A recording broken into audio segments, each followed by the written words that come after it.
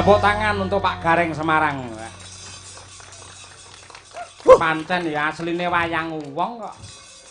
Sampeyan wingi pas gabungan Pak Panglima karo Pak Kapolri wayang wong Pandhawa Boyong melu ra to? Ora, aku ora dijak. Mosok lho sampean iki pemain wayang wong profesional kondang lho. Profesional kondang kok ora dijak apa melu? Lho paling ora iki ya gawe proposal. Saya ingin ikut melestarikan budaya melalui wayang orang. Kowe gawe proposal dadak kon melu tender barang. Ya wong. Iya. Ya anu Mas, rezekine nggone wis dhewe. Oh iya ta. Yen pancen dudu rezekine doyak ya mlayu. Bener. Ning Sebaku wis melu bombong bangga. Ing ngatasé panjenengane Bapak Panglima TNI, Bapak Kapolri yo melu joget dadi wayang wong. Itu luar biasa, Mas. Ya dipandang sebelah mata ketoke barang sepele ning sejatine angel ning lakoni. Tenan. Bener tenan. Ning kula malih kelingan ngeten. Bab apa? Nuwun sewu nggih. Dari segi bagusnya dari kacamata seniman, era Orde Baru, gitu. Menika lak nuwun sewu, kesenian niku kopen. Dalang-dalang sosok timbali dateng istana diberi penyuluhan digawe kelakon pamane kaya Semar babar jati diri ngoten nika. Nggih. Akhirnya seniman diberi kartu induk seniman, diberi penyuluhan supaya ikut melestarikan atau mensukseskan program-program dari pemerintah, mbuh KB utawa transmigrasi nalika semono. Setiap kementerian biyen iki rata-rata mesti wayangan, instansi wayangan, hari jadi mesti do wayangan satemah niku ketok jati dirine bangsa iki lho wong Jawa anggene mengunggulkan ya kuwi seni tradisi ciptaan para leluhur orang Jawa itu sendiri. Mbok menawa lantaran Pak Yudha Margono menggugah semangat para instansi untuk ikut melestarikan budaya kita yang menjadi saka guru kekuatan untuk NKRI harga mati lah kuwi. Ya apa iki jenenge ukuraning bangsa kuwi diukur saka budayane, Mas. Nggih, leres. Angger budayane iki lembek, budayane iki ora diopeni, akhirnya bangsa itu menjadi bangsa yang lembek juga. Leres, nggih, leres. Mula ya Rama itu panjenengane wong dasare ya asli Madiun. Mula tresna lan mencintai tidak hanya ngomentari, tidak hanya janji tapi juga melaksanakan. Wah, iya. Wong beliau itu ora mung trimo, "Wah, lestarikan ora tau nanggap." Yen beliau lestarikan dan nanggap uga nglakoni, buktine mau nembang wis bola-bali oke. Ayo. Lagi iki aku entuk job, entuk gawean kok gaweane dilongi ya lagi iki aku. Tegese piye? Lah sore mau lek urung jare mbok nganu arani urung nyambut gawe. Ha iya buktine ngono tenan kok ya. Aku koordinator kok. Waduh. Koordinator karo sing nampa saweran kok ya kowe. Ora tenan. Loh, kalau ada yang partisipasi ngono harap dihargai. Nggih, leres. Berarti tanpa dukungan beliau-beliau kita juga tidak hidup, Mas. Nggih. Wis to, percaya ngendikane bapakku Suwardile, gawean apa wae angger mbok tekuni bakale nguripi. Mula wayang gareng ki tak tekuni. Betul. Bukti bisa nguripi. Lah gawean dura kaya ngapa ora ditekuni malah korupsi. Ha iya. Mula mbutuhke wong profesional, gitu. Wong sing mempunyai keahlian.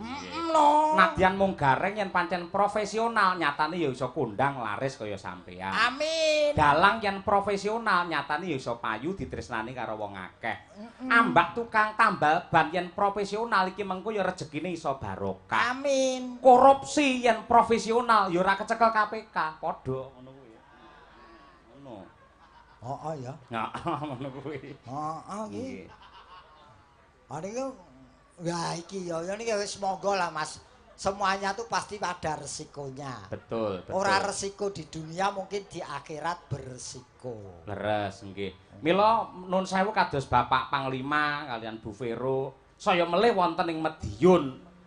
Kaya tumbuh entuk tutup menawi kalian Pak Bupati Pak Kajimbing kalian Pak Hariwuryanto amargi pancen piyai kekalih kala wau ugi getol anggenipun nguri-uri bahkan ngurip-urip seni tradisi. Aku sik kelingan panjenengane Kajimbing iki lantik pertama ki aku wis ditimbali kok. Iya ta? Wis ditimbali bareng kowe kae ya ditunggoni. Nggih. Ah, iki rada suwe iki ora nimbali iki. Arep poso ya leren dhisik. Heeh. Nggih no, nggih. Aku poso ora nampa job kok, Mas. Poso ora nampa job kok. Upamane roh-roh terus Pak Panglima paring dawuh, Mas Garing di Jakarta ini anggarannya 50 juta, ora nampa ya? Kecuali. Kuwi mencela-mencele kuwi jenenge. Lho, ora nampa job ning yen sing dawuhi Pak Panglima apa ora budal? Ya budal kudu. Nah, wong wis diparingi rezeki ora tak tampa kesiku karo sing gawe urip. Nggih. Apa ora dadi nyonyor, wong apa-apa wis diatur kok masih kene nolak yen diparingi ya ditampa. Leres nggih. Malah mboten namung Bapak Bupati, Wakil Bupati ning kathah para sutresna budaya ingkang kepareng rawuh. Malah menika pepunden kula ingkang nalika semanten ugi nate nimbali dumateng kula kaliyan jenengan Mas Gareng kalih Mbah Kirun, Mbak Elisa. Nenggih Bapak Haji Juwarto Gading Balirejo. Oh nggih, sugeng rawuh. Ugi kepareng rawuh. Malah paring nawala sugeng dalu Mas Cahyo nderek mangayu bagya. Nyuwun gending sambung wanci dalu ingkang nyekar Mbak Umi kalian Mbak Uun. Lah nggih, nggih mengke diatur. Aku ya tauluk salam ya, Mas. Sapa? Iki ana sing sakliting karo aku iki. Sapa? Panjenengane Kolonel Marinir Kristiono iki. Oh, Mas Kris. Oh iya. Kanca padha cah Semarange iki sakliting karo aku kuwi. Nggih. Iki ya rawuh pokoke. Nggih. Assalamualaikum warahmatullahi wabarakatuh. Waalaikumsalam. Sugeng dalu Pak Dalang nyuwun gending hasbunallah saking Haji Daryono Klecorejo menika ugi badhe wayangan benjang tanggal kalih pengumuman kagem para penonton wayang lan ugi kanca-kanca bakul sampun kesupen tanggal kalih wonten Klecorejo lapangan Klecorejo ingkang kagungan hajat Pak Daryono tanggal kalih Juli.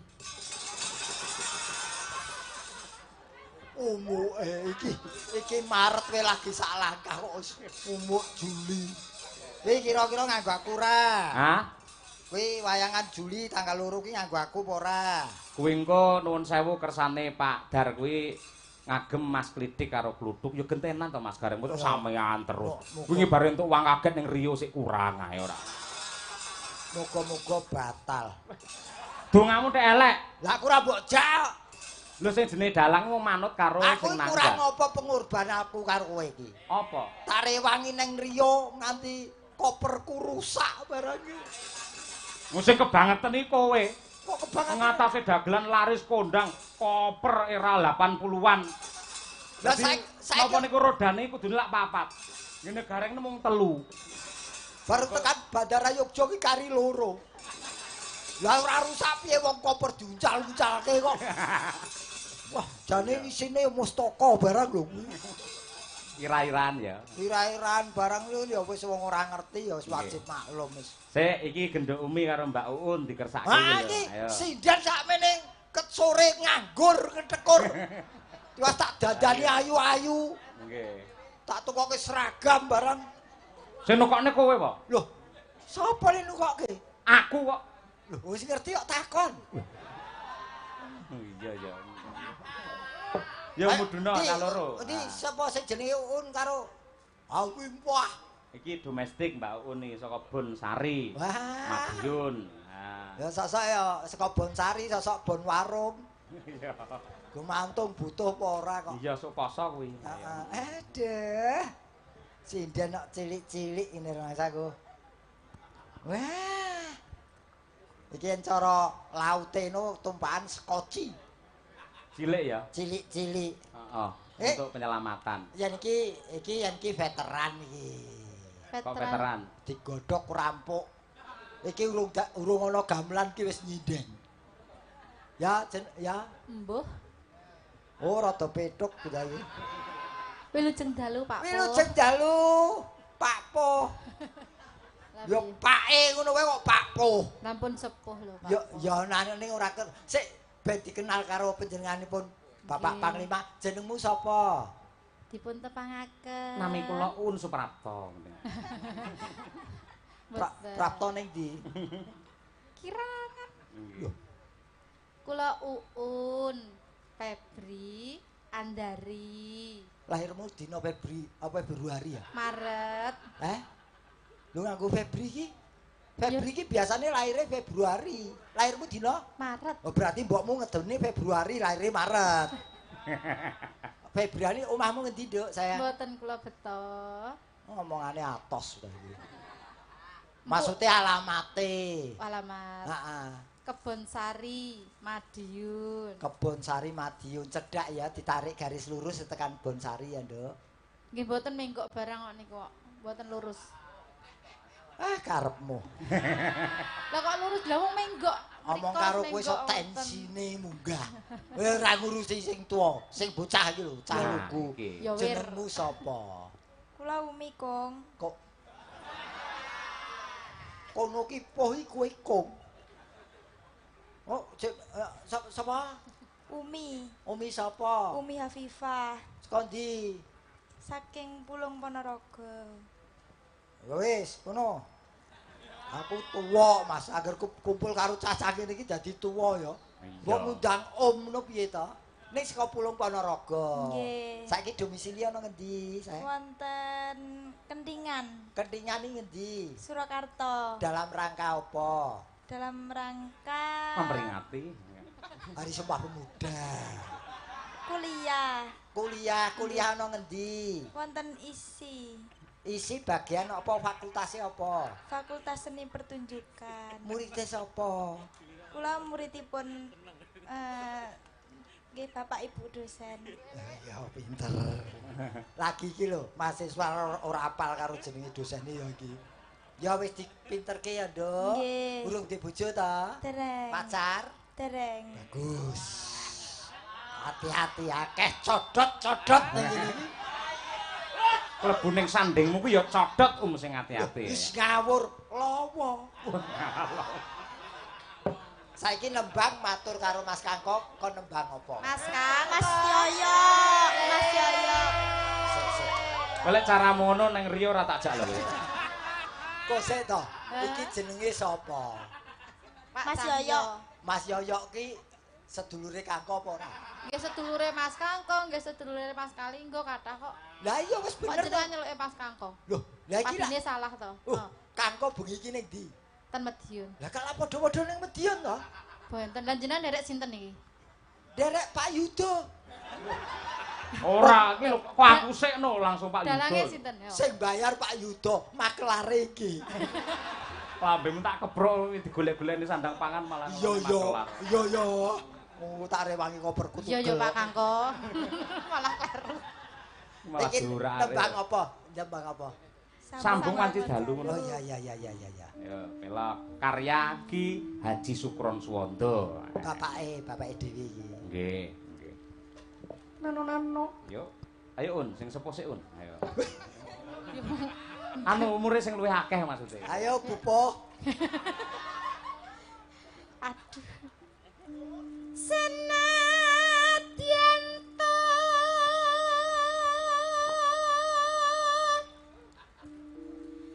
tangkep bumi langit.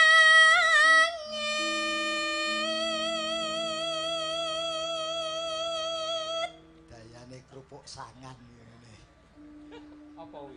Dayane kerupuk goreng sangan ngene iki. Ya amene swarane sik gandang. Iya. Nek teng nggone kula jenenge kerupuk upil niku. Ndah asine wong apa?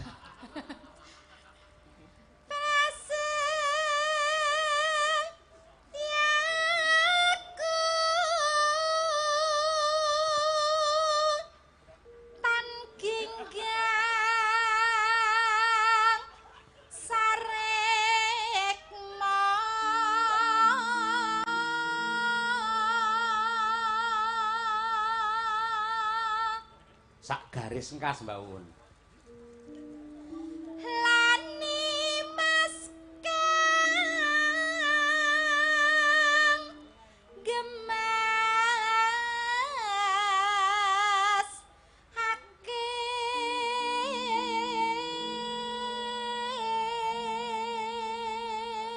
Cengkoke mung sak cengkok ngono wis marake njaluk. Lho kuwi nate menjadi juara 1 sinden idol. Heeh. Zaman semono. Cengkoke iki jemaluk. Yo oper Mbak Ayo, Umi. Ayo. Yakti pengen tembung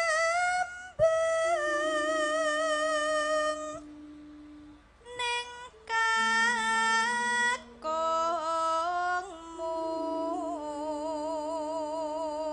tan lila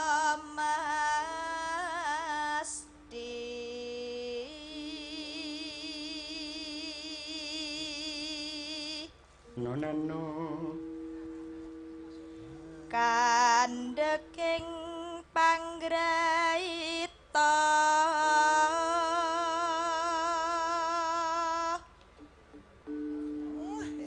yakti ya angel nggonku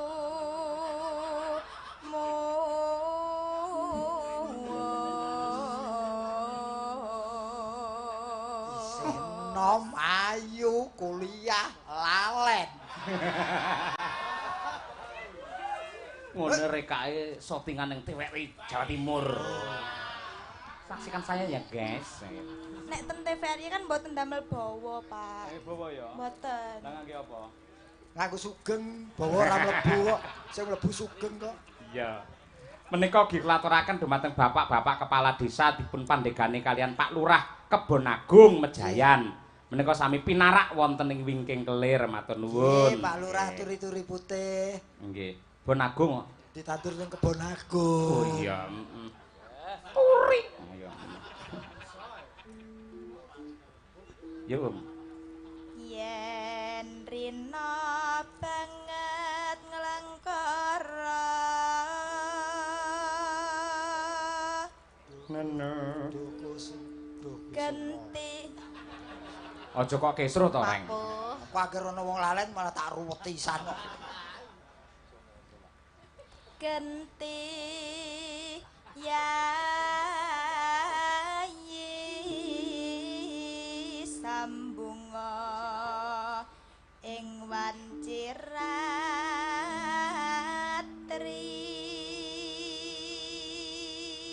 Yo, berdua. pun kakang datang nendra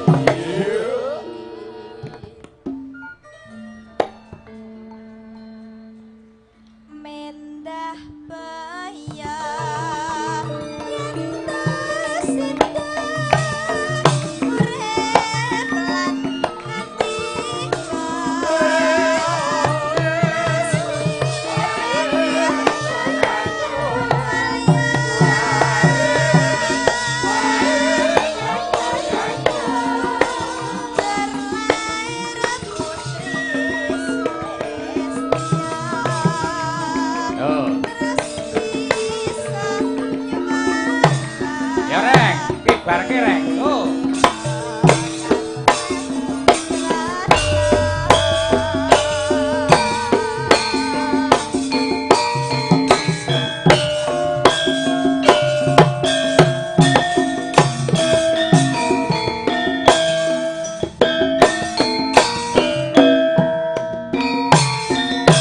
Awas, ya yuk. Oh ye. Masuk. Asik. Kur. Sing gedhe pangapunten Mas papunyanku jejalaniku sampungku mengwanci dalu rupita sarimu kelawan garwamu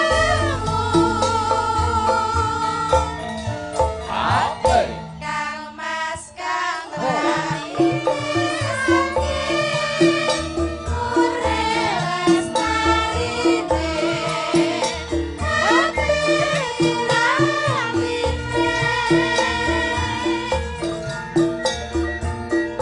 Tan ana ingkang nyaruwe ya mengati badhe aku bayange ramu ing atiku iki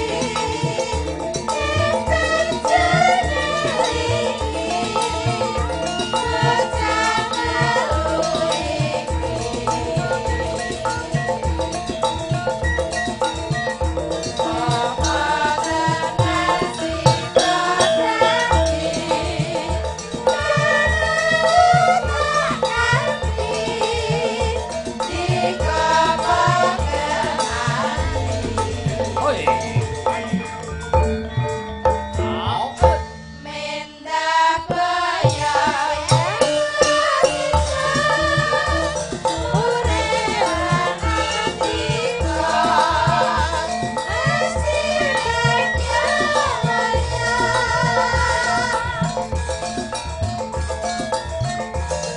Jalair putri Suresta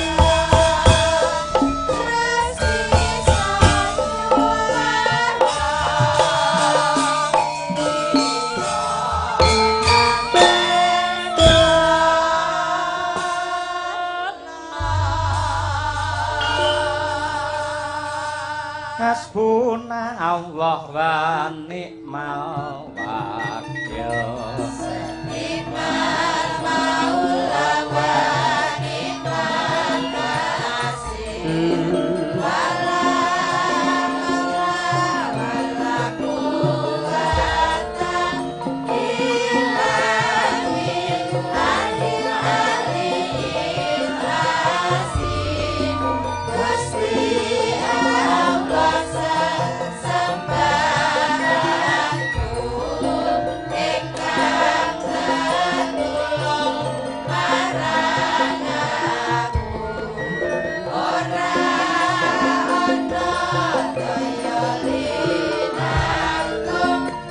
Mbak Dian Munasiroh Kule Rejo Ulang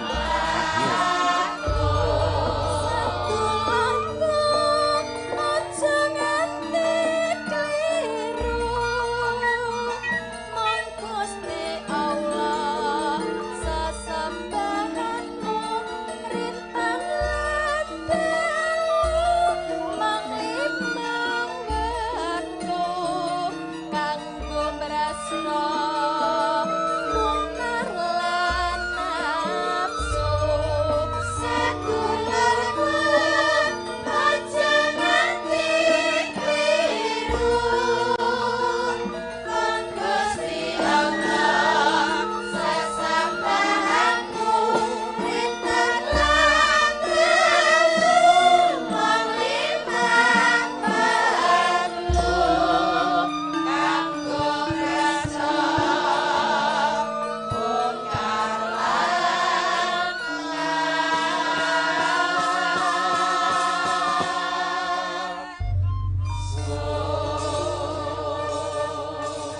Hasbunallah kalau wau dipun pundhut dening Bapak Haji Daryono Klecorejo Mas Gareng. Nggih, yang samawatawis sakmenika nembe gender.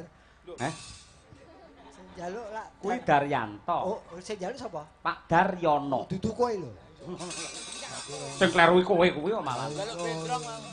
Ini malah ana kancaku, temanku juga adikku yang dari Padang Panjang. Sapa? Iki Mbak Kurniasih Zaitun ini mahasiswa S3 di ISI Surakarta. Oh, sak level kuwi. Ya, penelitian tentang tradisi khususnya Jawa. Heeh. Wacan tragedi iki wajib dipelajari. Apa kuwi mau apa belajar apa tradisi kok Tradisi ora. Ambene ora ana sing mempelajari repot. Pas iki sik ana Manuhara, sik ana Bagong.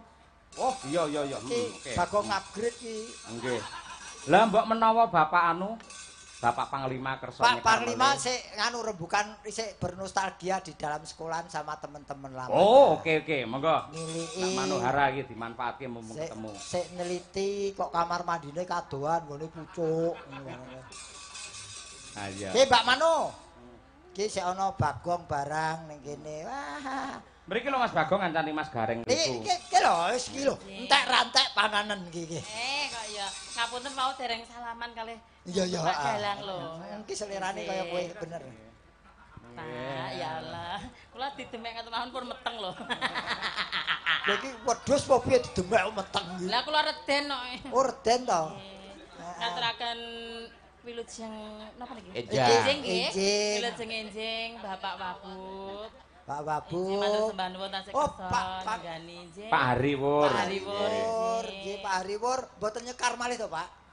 Aku kangen karo suarane Pak Hariwur. Ora kangen kalih swantone napa kalih nganune sawerane. Yo, Lho, Pak Hari benjang menika September badhe wayangan melih. Nggih, Pak Hari kula tenggo. Penutupan masa jabatan menjadi Wabub. Kula eling-eling, Pak, bibar pandemi kalih tahun terus panjenengan nanggap. Celes.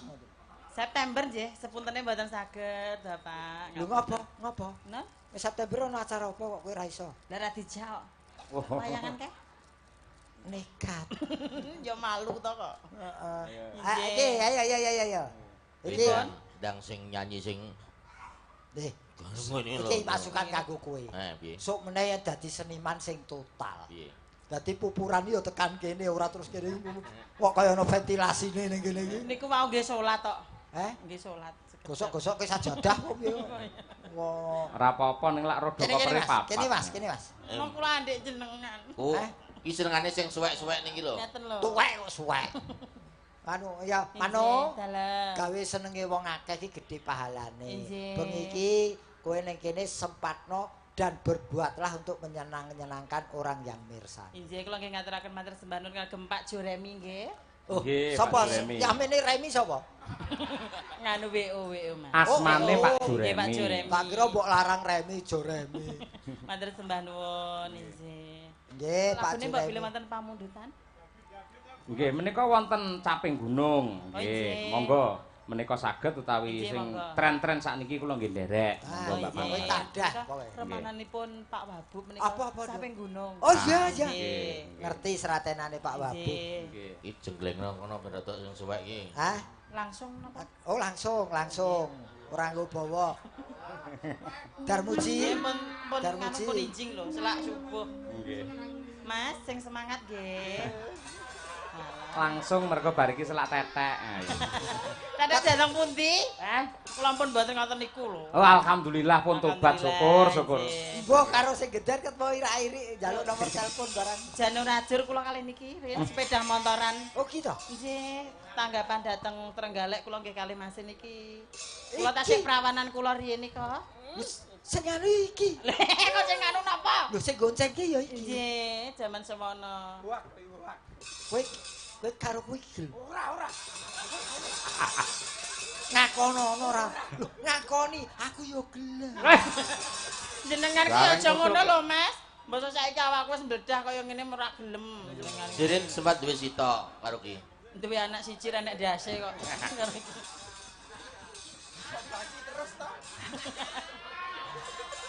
Nah, ya hati-hati lho darahku iso mak swengok ngono loro iki. Mboten, kula mboten ngoten niku, Mas. Kejaba nek dikengken mboten napa-napa. Kowe rung tau kena dompo to iki. Napa, Mas? Dompo. Dompo. Ayo dompo. Walah. Dompo.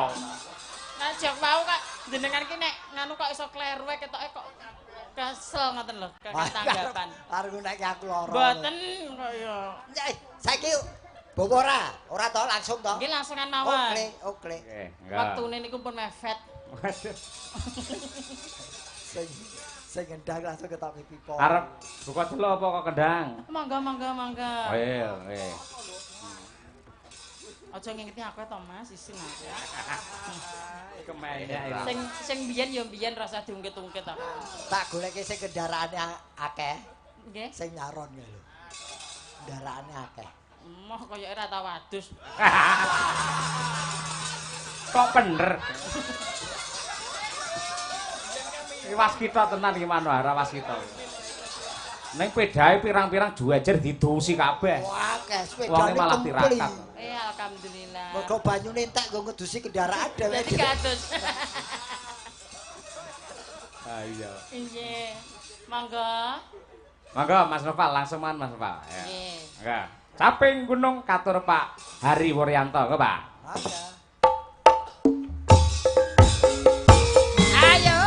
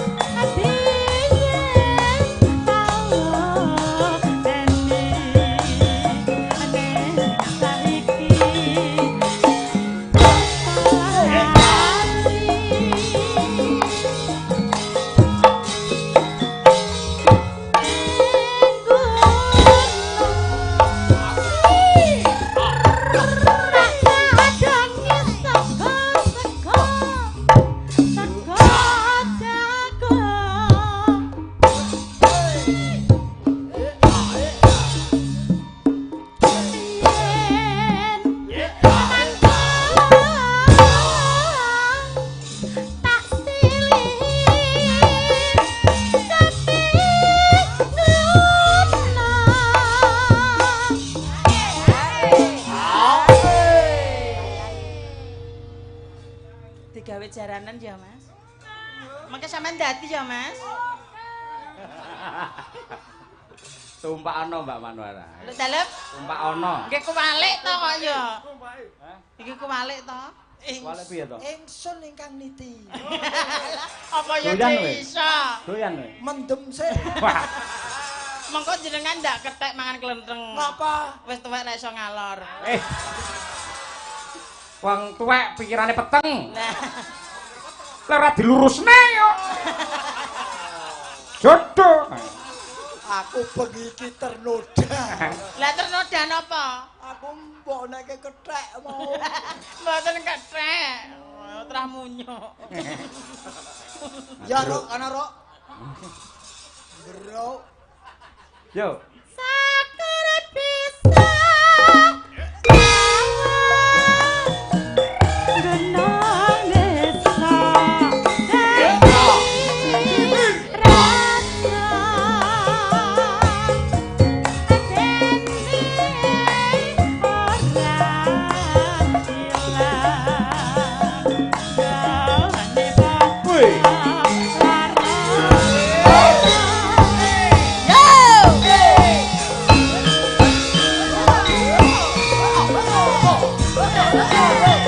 monggo Prof Imam Robandi TS Sugeng Laras.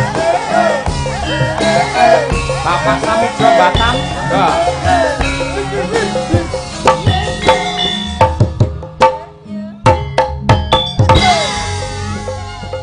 Ayo yo.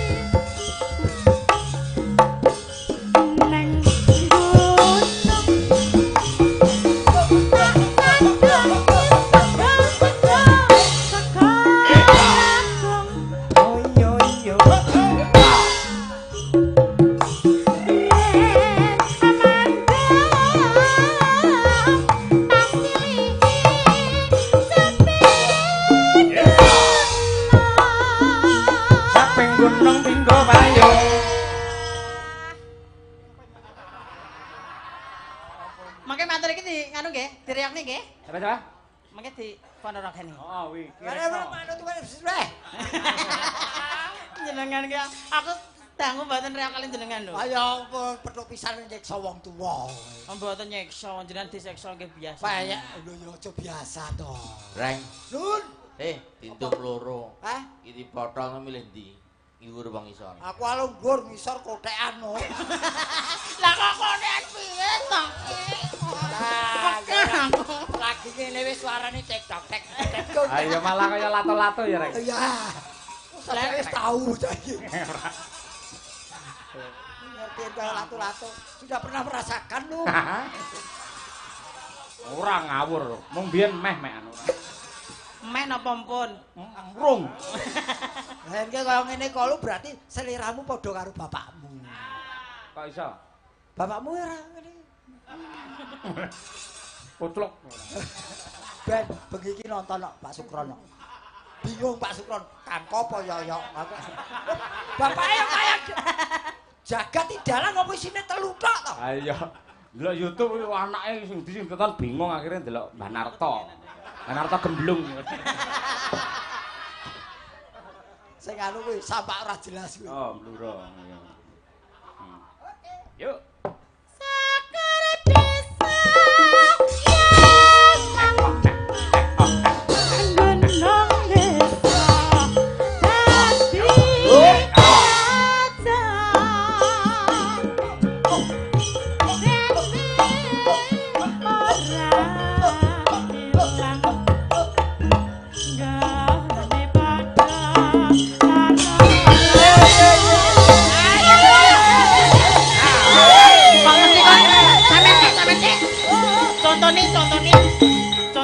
Contoni.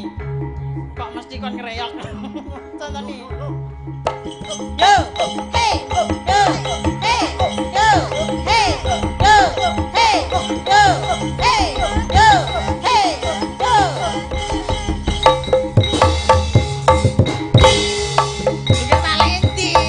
Pikir paling dereng lho. Hey.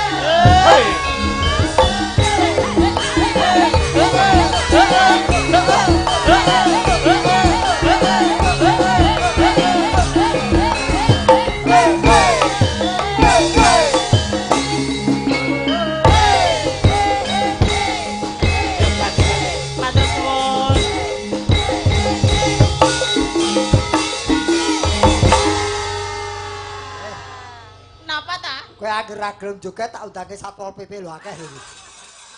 Lah kula Wong wedok. tuwek wis pesisiran. Kula wedok kok kan reokan apa nggih saged? Apa ora ana wedok reok jatil? Ya nggih pun, nggih pun. Lah kula jarikan lho. Ayo Mas. Dar. Mulune. Yo.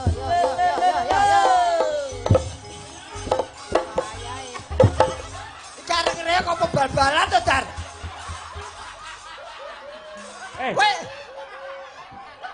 Kowe iki arep nyinden apa turnamen?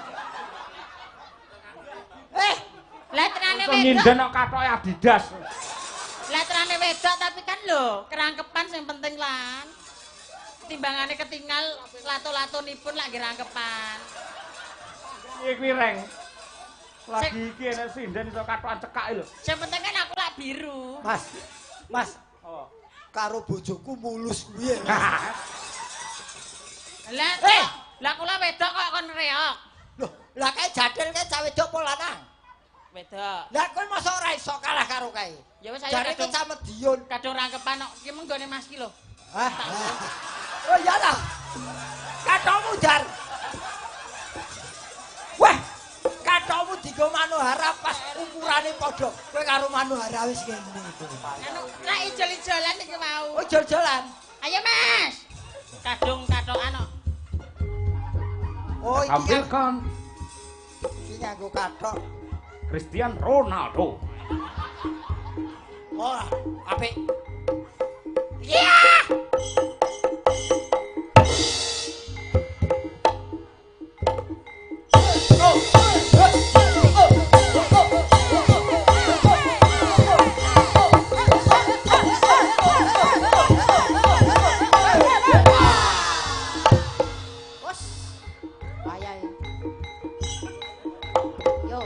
Tendangan bebas. Wong reok kok tendangan bebas niku lho.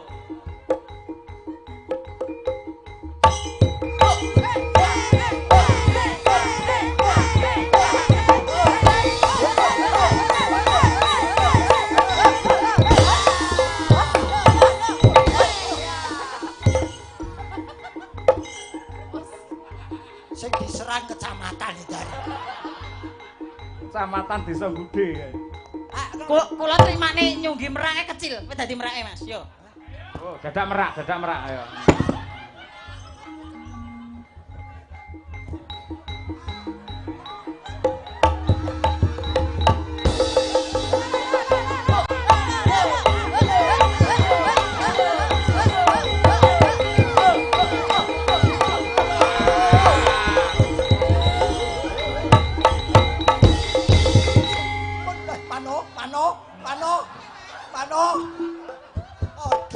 Aduh.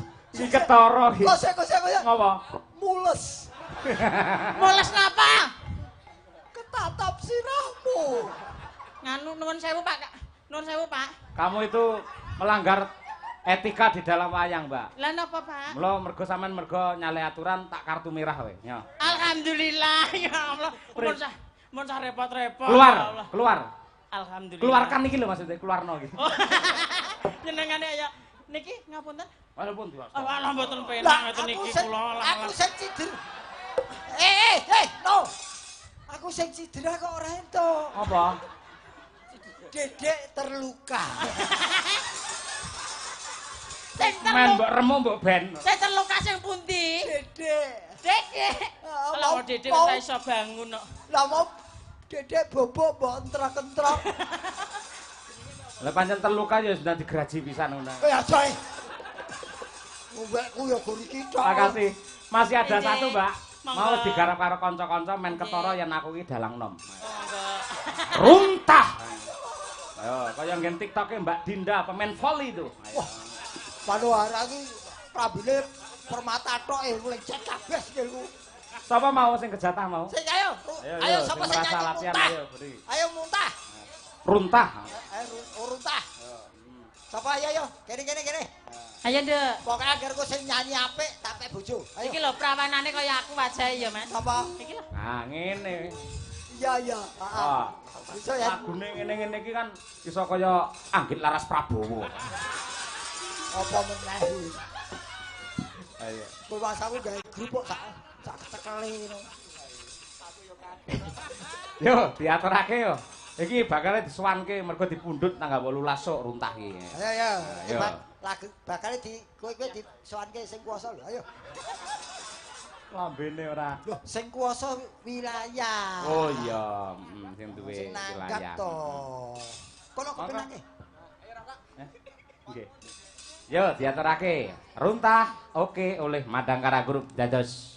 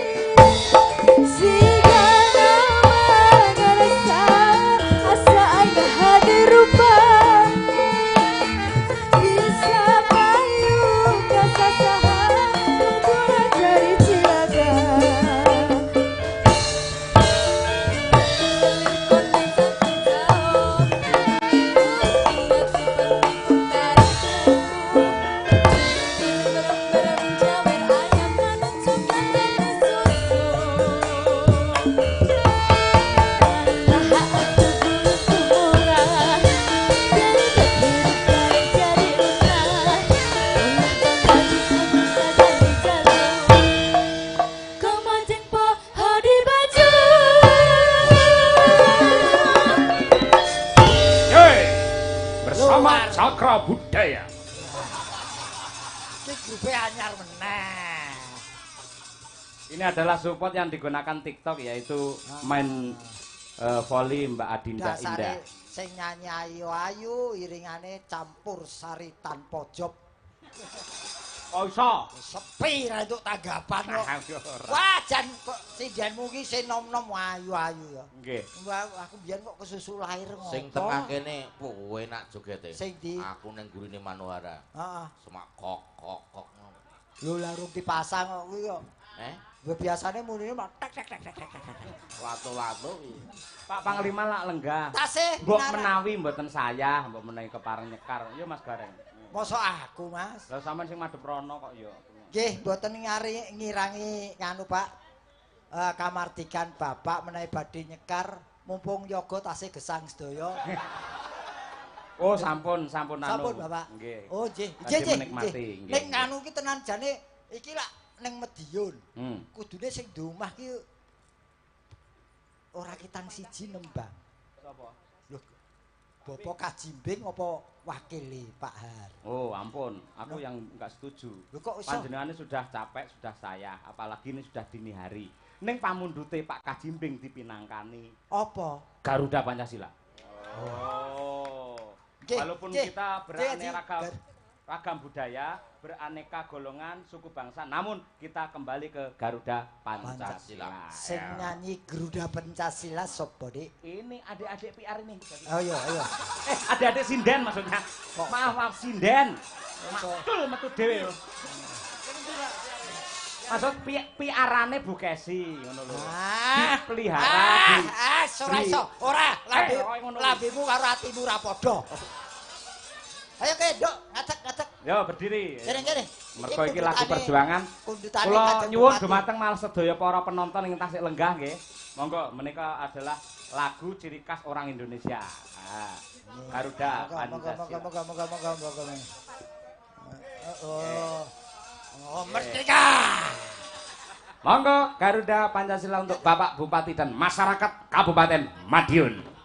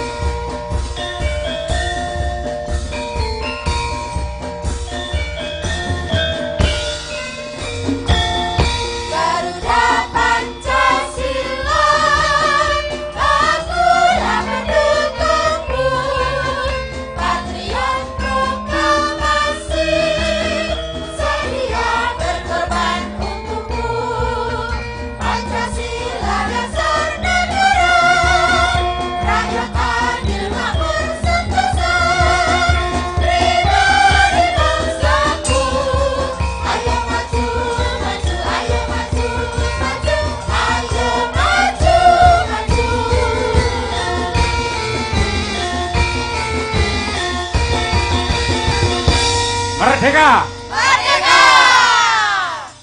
Sembah nuwun, matur nuwun para kadang-kadang sedaya. Ugi sembah nuwun dumateng Bapak Panglima TNI Laksamana Yudha Margono. Mugi-mugi tansah berkah amanah, sehat lahir batin, tresna dumateng budaya. Amin.